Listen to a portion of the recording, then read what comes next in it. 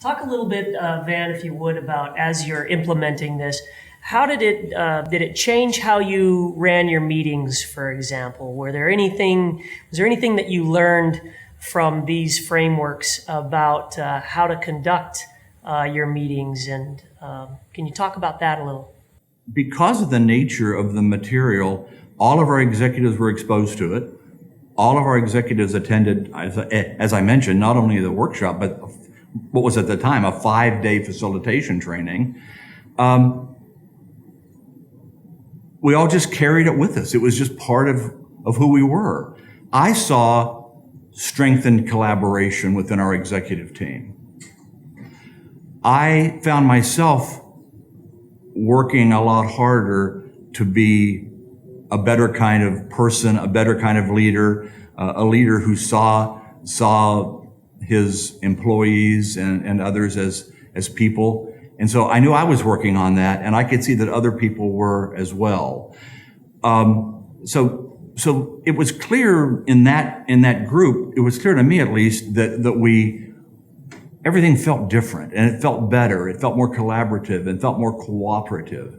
One thing, just one silly little example almost, Cameron, that comes to mind is we had an off-site planning session that we were going to be off-site, I believe, for 4 days or so, doing some strategic planning work.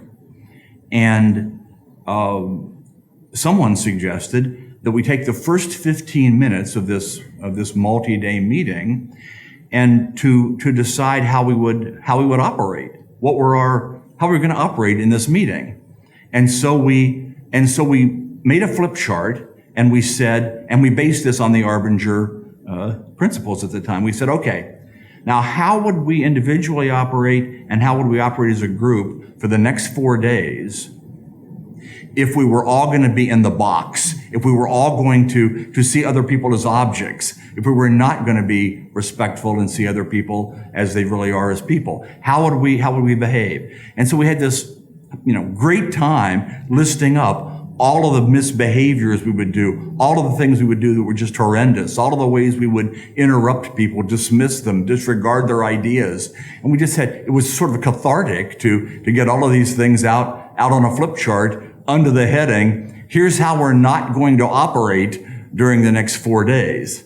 So then we took another 5 minutes and made another flip chart and said, okay, how are we going to operate with an outward mindset? We didn't use that term. We used the out-of-the-box term at the time. But how would we operate during the strategic planning session in an out-of-the-box way?